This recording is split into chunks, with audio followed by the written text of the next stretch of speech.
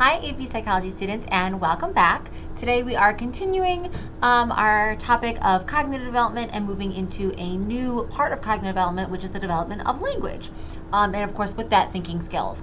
So this aligns with topic 3.5 from the College Board, which is communication and language development. And we're going to talk about two different objectives. So explaining the key components of language and communication and how they apply to behavior and mental processes, and explaining how language develops in humans. We're going to do that by answering three essential questions. So the first is, what are the essential parts of learning language? Second, what are the important developmental milestones of language development? And third, what is the relationship between language and thinking? So when we talk about language, just kind of making sure that we all are working from the same definition. So language is an agreed upon system for spoken, written, or signed words and the ways that we combine them to create meaning. Now, the question is, how do we learn language, right? As babies, right, and as we get older, how do we know how to talk? How do we know what words mean? How do we know how to put sentences together, right?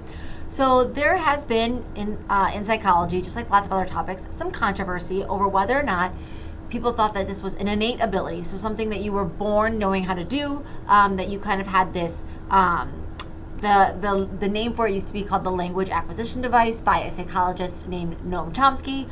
Or is this something that you learned, like through experience, through hearing people talk and then repeating it and then getting like a, oh my God, good job, kind of like reinforcement?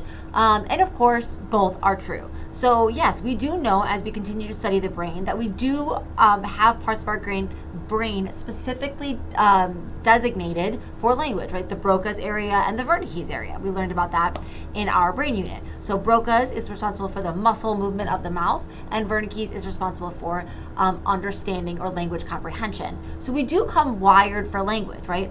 But we also need experience. We need to be talked to. We need to be read to. We need to have someone listen to us and correct us, and right? All of those things need to happen as well. So we learn language through both our innate ability and learned ability, right? It's a kind of combination of that maturation and experience. When we study language, we decided that there's three basic parts to any language. So the first part is sound. So phonemes are the smallest unit of sound, and ultimately all those small units of sound are combined to make larger units of sound we think of as words. So the example I have here is dog, right? That breaks into three different sounds. If you look at the example that, the picture example, you know, he's got ta, a, bull, and that's table, right? So there's three phonemes in the word table. Phonemes sound like syllables a lot of times to students, but they're not exactly the same. Syllables sometimes can be bigger than individual phonemes. The next part of language is morphemes. So phonemes are the smallest unit of sound, and morphemes are the smallest unit of meaning, right? And depending on the word, there can be multiple morphemes or one morpheme. So for example, the word dog has one morpheme. There's only one unit of meaning, dog. However, dogs has two morphemes, dog, and then the S is a separate morpheme. It means plural, right? It has a unit of meaning in our language.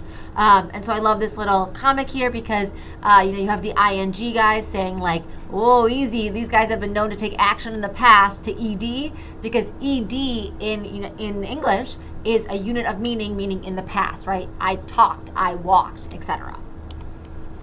The last part of language is grammar. So all languages have grammar, which are basically the rules for communication.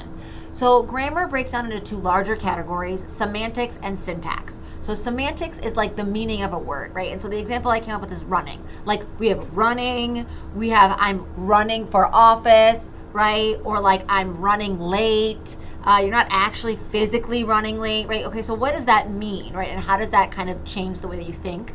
And then syntax, right, it's just the kind of like how do we, like what's the order we put it in. So in some languages we do subject adjective, and in some languages we do adjective subject, right? Is it a red house or a house that's red? And then of course I found this funny little, grammar mistake over here, which is really dealing with the order of the words, right? So toilet only for disabled, elderly, pregnant children. The way they have it worded makes it seem like disabled, elderly, pregnant are all adjectives for the subject of children, which is not what they wanted. They wanted each of them to be subjects, right? But that it doesn't really make sense in our English language. something that we've learned as we study, as we continue to study language, is that toddlers get really good at these grammar rules. They pick them up really quickly, and then they overgeneralize them. So they take something like an ED, and they learn that like that means that you did it in the past, and so they say like, oh, I did it, and it's like, oh no, like you don't need that, you don't need it, it's just I did it. You don't need to say I did it, but they heard you use that and then they applied it, right? And so they kind of naturally do this, and then we correct them and their language grows. But that's one of the reasons toddlers make so many kind of grammatical mistakes. So when do we learn language, right? We talked about this a little bit already with physical development and like the first words as like a developmental milestone. When we talk about language development, there's two different ways our language develops. So we have a receptive language and expressive language. Receptive language is just our ability to understand language, and this develops first and more quickly than our expressive language. Toddlers, 1-2-year-olds, they can understand almost anything that you're telling them. However, that doesn't mean that they can always produce the language that they want to be able to say what they want to say. Expressive language is the speaking of sounds or words. So what are the steps for that productive or expressive language? First one is cooing around 4 months. Babies literally, it's like goo goo gaga or coo coo. Like that's what it sounds like. Then we have babbling, which is around the 8th to 10th month mark. You start hearing like ba ba ba ba ma ma ma ma da da da da, right? They just babble, kind of producing the sounds they hear in the home. Then around a year is when we hear that first word, the one word stage. So they use one word to communicate. Mama, bye, milk, dog, right? Just one word. You don't get like a string of words. Usually around 2, or once the 1-year-old or the toddler has learned about 50 words. So once the toddler hits about 50 words, they start to put 2 words together, and this generally happens around 2 years old. It's called the 2-word stage, also known as telegraphic speech. So like mama, milk. So like obviously they're saying like mom, I want milk, but they get rid of all that like additive language and just say mama, milk. And then the final stage would be that 3 and plus words stage. From 2.5 years on, they just continue to add vocabulary, knowledge, sentence length, structure, grammar rules to their ability to speak. Okay, so when it comes to language development, right, those are the developmental milestones that generally we see happen. However, we have learned over time that there are some sensitive periods for language that can impact our development. So the first sensitive period is we find between 8 and 10 months.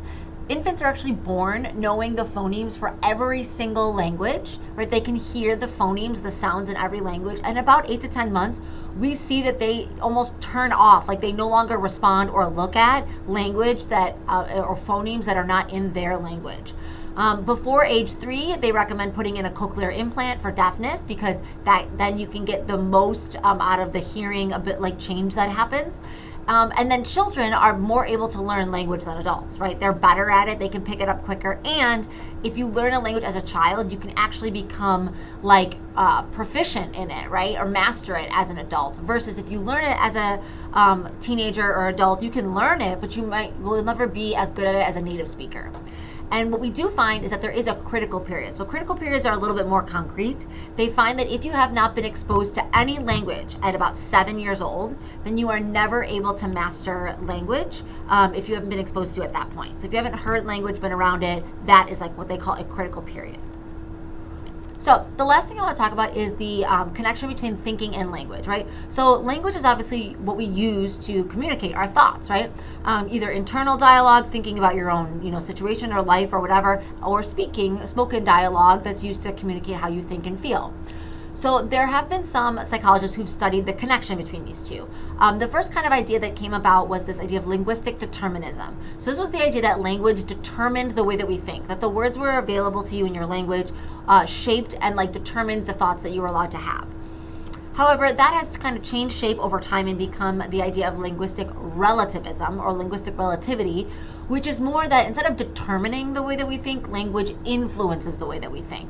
And one of the ways that they talk about this is that people who are bilingual or trilingual, they report often having like a different sense of self when they talk in different languages, speak in different languages. They take personality tests in different languages. They might get slightly different scores because the words that are available in that language impact how they speak and how they think about themselves and the world. And I love this little graphic. It was shown to me by a professor when I was in college, but it's meant to talk about how we write and less about how we speak. But I do think it's a really interesting kind of graphic that talks about how different types of languages kind of work in different ways, and that English, our language, is very like top bottom, like, you know, one directional, and in other languages that's not always how they communicate. And so this is oftentimes why you might feel frustrated when you're trying to communicate with someone in another language, and they're speaking the same language as you, but their original language is different, and so they might kind of communicate in a different style. All right, AP Psychos, remember to stop here and make sure you can answer our essential questions. That's all for now, AP Psychos, and remember, psychology is flippin' awesome.